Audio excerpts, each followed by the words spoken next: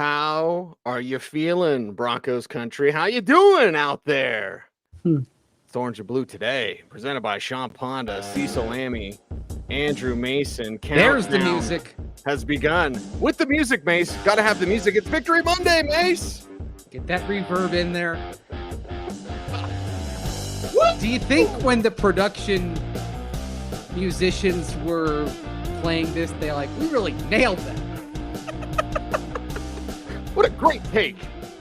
I mean, there can be musicianship and craftsmanship even in something as generic as this, right? I mean, right. Come on. Somebody's making this, right? Right. Somebody's put jamming out where they're playing soul into this. Right. Yeah. Imagine that. We put our heart and soul into it. And hey, Broncos, my God. This is what I said last night, Mace. I know you're going to agree with me. Like, enjoy this win. We'll figure out the trade stuff, and we'll talk a little bit about that, mostly tomorrow. But, like, dude, enjoy this win. Enjoy it. Yeah, that's what I said last night. Tomorrow will come. And we're at tomorrow, by the way, relative to yesterday, of course. Right. As the cliche goes, tomorrow never comes. It's always today. Right. And if you recall the film Draft Day, hey, we live in a different world now than we lived in a month ago, a week ago, 30 seconds ago, right? We live in a different world now regarding the Broncos than we did last week, because we live in a world now where they just went against the defending world champions who have been their white whale to the Broncos, Captain Ahab, for the last nearly 8 years, and took them out. And decisively, not a fluke. Not a fluke. That was a decisive win. Yes. Yeah, it wasn't some sort of last-second missed field goal by the Chiefs, and the Chiefs didn't play Charlie mess around. They were trying, and the Broncos were stopping them, dude. And so we have to praise special teams. Delarrin Turner-Yell may be a liability on defense, but special teams, ace. Jaquan McMillan, the Quan, right? Coming through, making plays. We're going to get to Russ. Cortland Sutton, impossible catch. Javonte Williams. I mean, dude, it's everywhere. Everywhere. You love to see it. It was a terrific game. And you look at the defense that took the initiative. And by the way, it's weird to think of how much has changed for this defense and just how much has changed for Vance Joseph. Week 3, his defense surrenders more points than any other in nearly 57 years of professional football.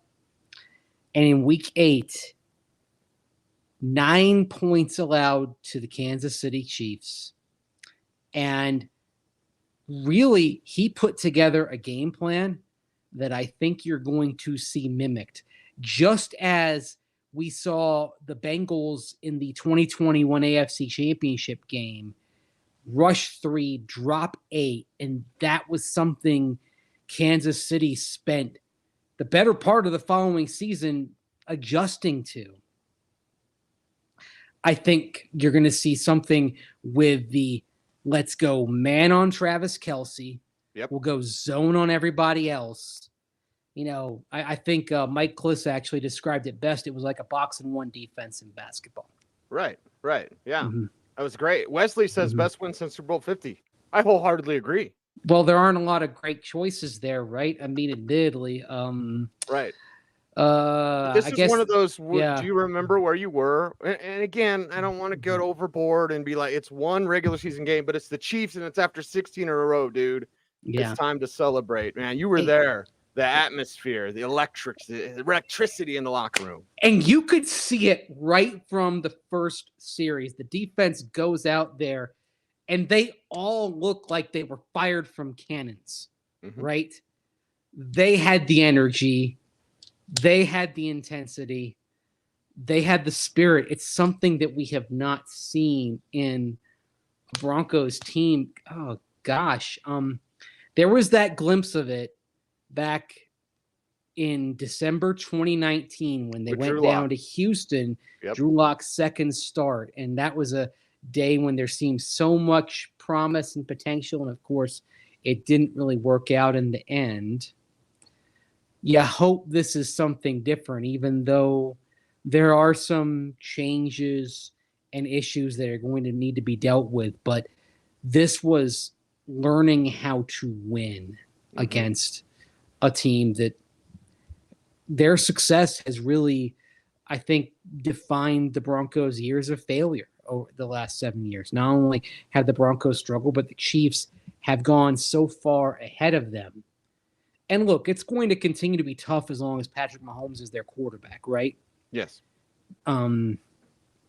But it doesn't mean you can't take the measure of them from time to time. And this was a nice first step.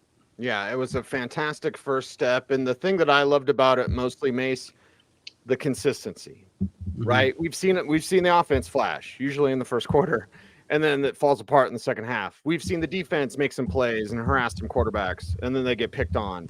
And it's like the turnovers were there, so key in this victory.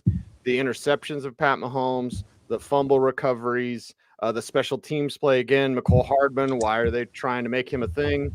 But it was a consistent effort from all three units. And I feel like Broncos fans, you should be totally proud of your team. They put on a hell of a show. You should. And it was a show. And it was a show in which they did exactly what they were supposed to do. They followed the game plan that we talked about, that I wrote about, to a T. Yeah, well, and you wrote about it with the run game specifically, because we had been asking about it. Again, I'll joke around with how I always ask Mike McGlinchey, like, when are you guys going to run more? Well, they did 40 rushes and then 19 passes. And I know that Russ pulled the ball down a few times, but if you go into a game with 35 rushes, 25 passes, that's perfect. Mace, they should have been doing this from day one. Now they did it, so I'm not going to complain too much, but it was great to see it come together. And the 3.8 a carry for Javonte doesn't matter because of the end when they're stopping him, but you're just using up the time of possession. Like, it's the intent of running. The intent of running is almost more important than the result. And they had the intent yesterday. Right. The per carry average dropped because of those late runs when you're just trying to milk down the clock. Yep. Right. Yep. Whereas early in the game, solid 8 yards here, 7 yards there, a healthy per carry average for most of the game, even though the Chiefs were tailored to stop the Broncos. And that's another thing. I'd give 5 game balls to the entire offensive line and what they did up front. And you think back to how in Miami, the Broncos were getting pushed around by the Dolphins offensive line. And to a lesser degree, but to dramatic effect, you were seeing the Chiefs up front get pushed around by Mike McGlinchey and Quinn Miners and Lloyd Cushenberry and Ben Powers and Garrett Bowles. It was a standout performance. And look, this may mean hiding Russell Wilson a little bit, but this is going to have to be the equation going forward. If the Broncos want to succeed, this is how it's going to happen. Right. Well, we got a lot to get to. I do want to answer, or have you answer, Sharon's question, because I talked about it last night. Jordan had a flu game and went out there and won. If you have flu and you're capable of playing, you're out there. And I don't believe Sharon's making excuses for the Broncos or anything, but it's like, if Mahomes is out there, I don't care if his tummy hurts or he's got the flu. If he's out there, that's still Pat Mahomes. He can make magic, even when he's sick. Yeah.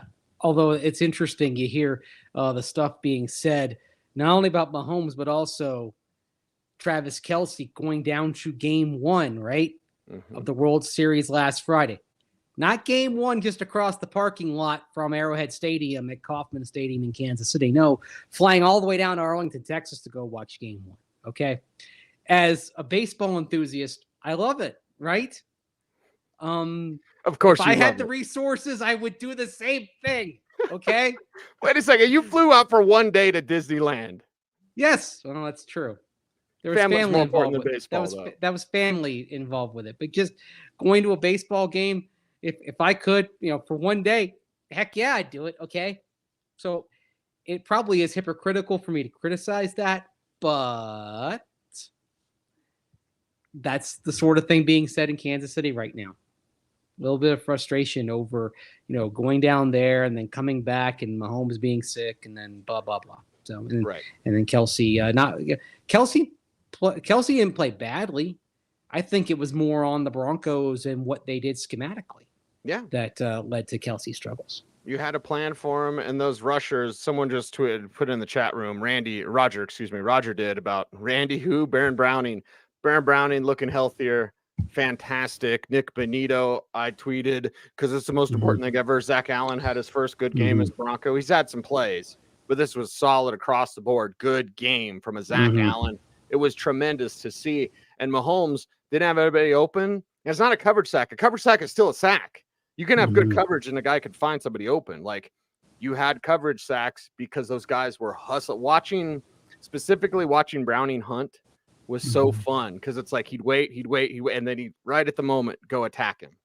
And you had tummy sacks because you had Patrick Mahomes running into the ample midsection of Donovan Smith there at the end. I mean, that was the moment, right? You look back on like a frozen moment from the game that encapsulates the Broncos shedding nearly 8 years of frustration, and it is Patrick Mahomes who has driven them batty. By the way, Mahomes' first career start was in Denver, end of the 2017 season. This is where the whole thing began for Patrick Mahomes.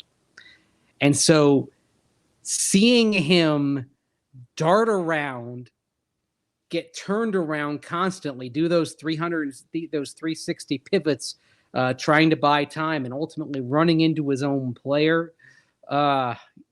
You know what? That's going to geek people up, right? That's going to make everybody feel good.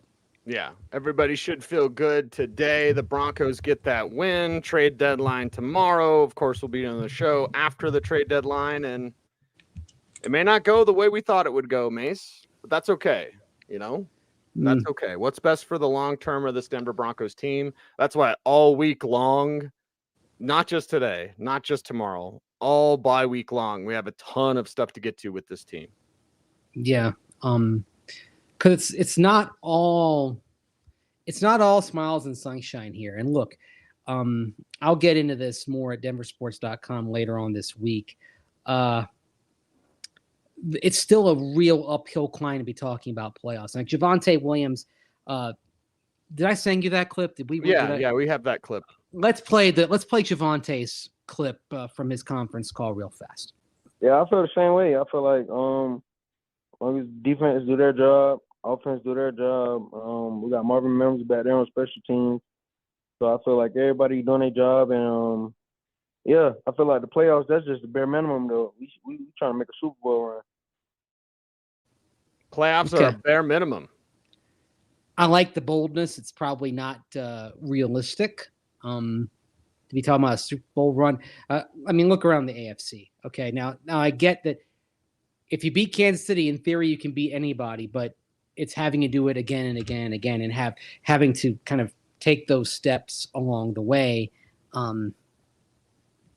That seems a bridge too far when you look at how Miami is playing, how Baltimore is playing, how Cincinnati appears to have righted its ship, and how the Bengals are playing right now, right? And how Jacksonville appears to be kind of at that cruising altitude of a dominant team.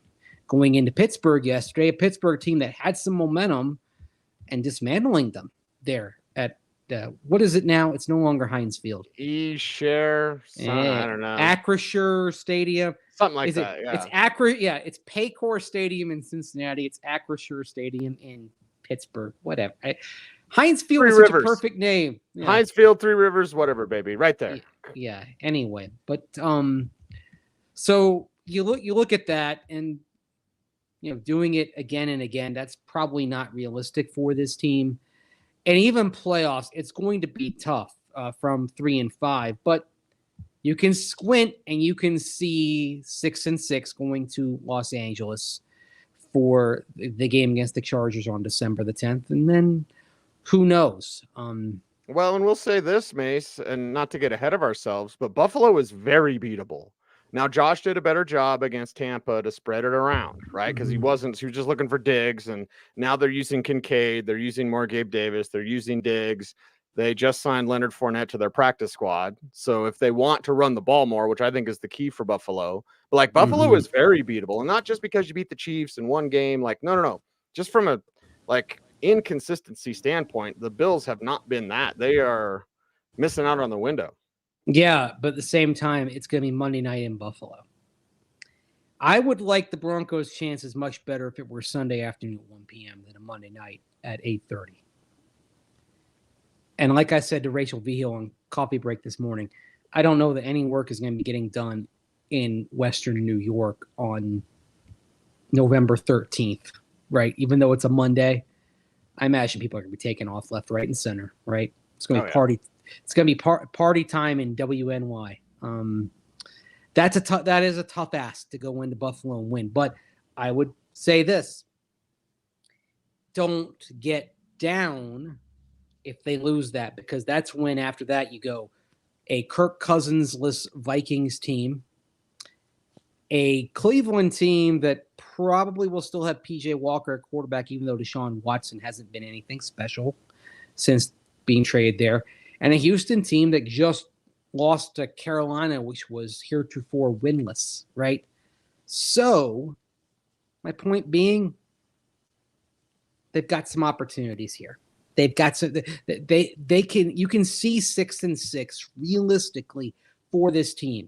And then you go to LA and look, the Broncos have never won at SoFi Stadium. I get that's going to be a challenge. And then Detroit beyond that is a challenge as well.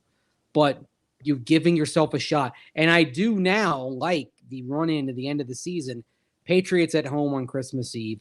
Chargers at home on New Year's Eve. Remember, Justin Herbert, as a Chargers quarterback, has never been a part of a Chargers win in Denver.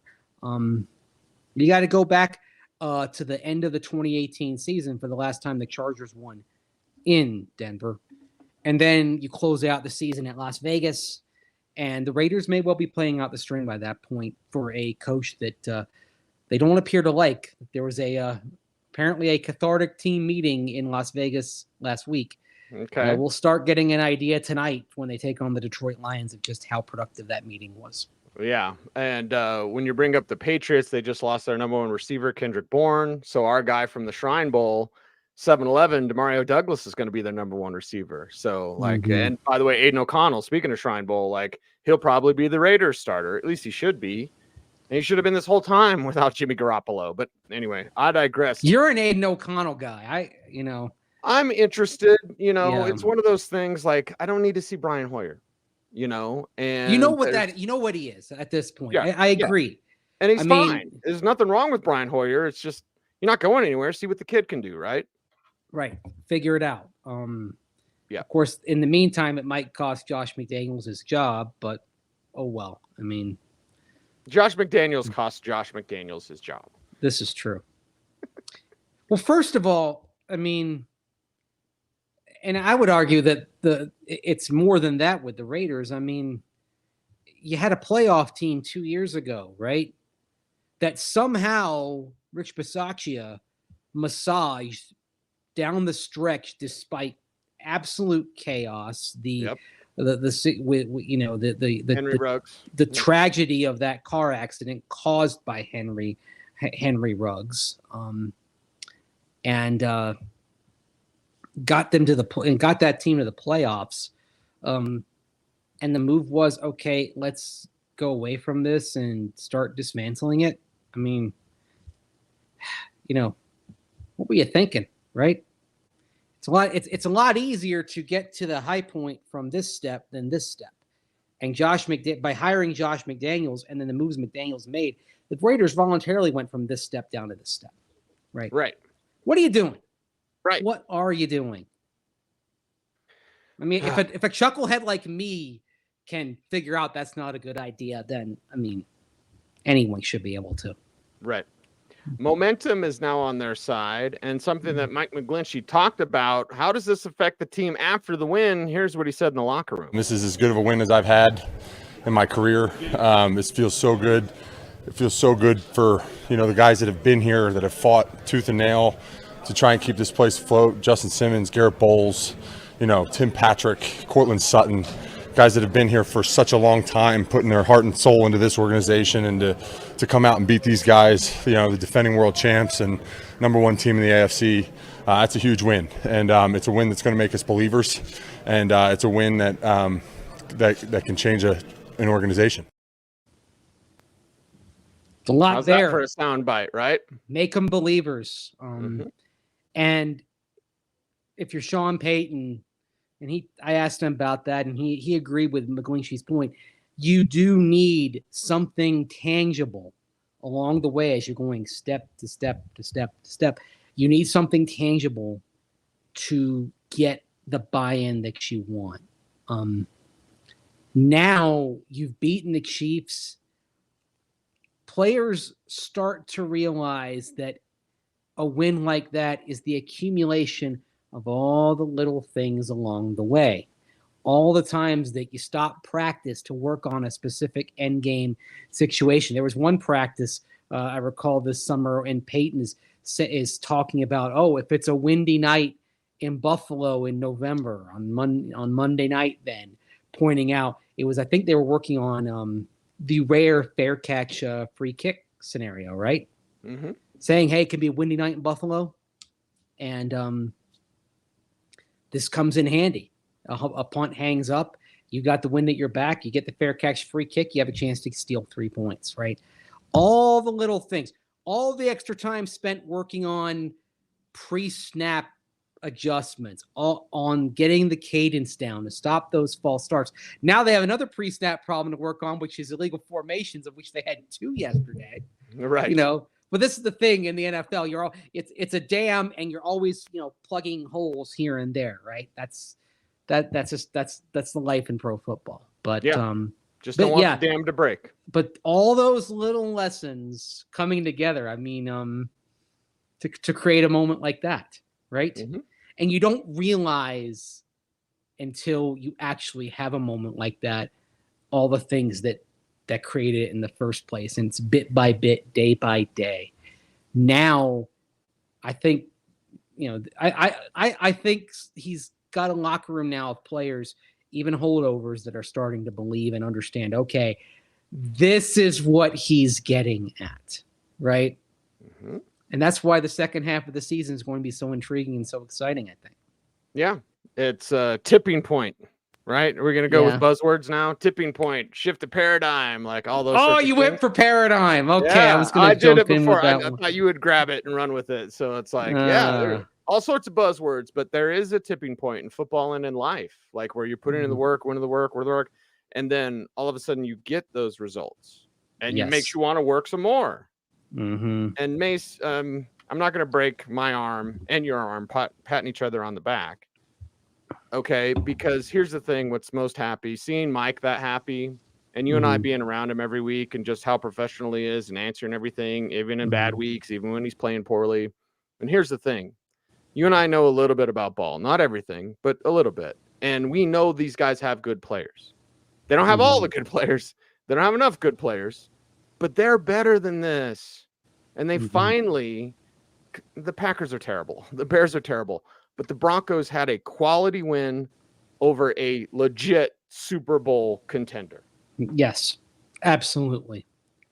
That's what this is. And you mentioned the quality players. You've got quality players up front, and that's where the back half of this season is going to be interesting, because I think we're going to look at a scenario where this team as a collective continues to grow, but there are going to be some changes in the offseason. And that's where the quarterback discussion comes up. And that's going to be another show for another time this week. Yes. Let's just say I did have the thought watching that game plan that you could have plugged in a rookie next year like Drake May and run that and gotten equal results. Yes. Did you see the passing chart on Russell Wilson? By the way, I retweeted it from Ben Baldwin earlier today. Okay. It's fascinating because, of course, Russ, he doesn't have any completions right of the hash marks beyond the line of scrimmage. He's got one completion between the line of scrimmage and 14 yards from the line of scrimmage. And then he's got 4 15 yards and beyond shots, and 3 of them are left, and one of them is between the hash marks, the deep pass to Jerry Jeudy. and then everything else is completed behind the line of scrimmage. You look at that, and that data, the data confirms what we said and what we've been thinking, is that was a game plan a little bit to mask Russell Wilson. Mm-hmm. He was a passenger on this plane. Yes. Don't get the three. By the way, that stat line, and I'm going to post this at denversports.com tonight. That stat line, that is a quarterback stat line that you would see from time to time in like the 1970s. But it's not a stat line that we have seen in nearly 10 years by any NFL quarterback. You know what it reminds me of? Different quarterback, but it reminds me of rookie Ben Roethlisberger, where it's like just you're going to be 12 of 25, about 150 yards, couple touchdowns. You know, where's Plaxico at? Like that. Yeah. And, you know, that's what you're dealing with now. This could be a totally like 3-hour show, dude. So I'll keep it somewhat brief, but like, yeah, because I gotta get down to this thing downtown. It makes me think differently about Sean Payton's plan. Like, you have to give him credit for trying. Like, he doesn't trust Russell Wilson, but he tried, and it didn't work. And now he's doing stuff that will work, but long term it won't. Because the whole thing is you have to try to win right now, and that's everyone talks about tanking. Should you do it? But the players out there and the coaches out there, they are trying their damnedest to win every week. Okay. They're not tanking. Tanking is something that happens from the top of the organization saying, okay, well, you won't have these players to work with. Right. But that's not something you're going to see in the locker room, and you're not going to see it in the coaches' meeting room either. They're going to try to maximize what they have. You know, they're going to go all, you know, they're going to, go like the Texans did last year, right? You know, and you know, oh, they got the number 1 pick locked up. Nope, they steal that win at the end. And oh, by the way, you think about something working out, they steal that win in the end and lose number 1 overall pick. They seem like they're doing all right with CJ Stroud. Right. That's good karma there, I think. Doing things the right way. Yeah. Right. Maybe hurtful at times, but do it the right way. Mace. Pleasure. I can't wait for this week. We got some good shows coming up. We got some good shows. We got a Halloween show. So, yeah, we got some good stuff for you. He's Andrew Mason. Follow him on socials at Mace Denver. I'm at Cecil Lammy saying OBT is a BFD, and we appreciate each and every one of you out there. So, as always, we'd like you to like, comment, share, subscribe, hit the notification bell so that you never miss a vid. Stay tuned. And would you always please stay frosty,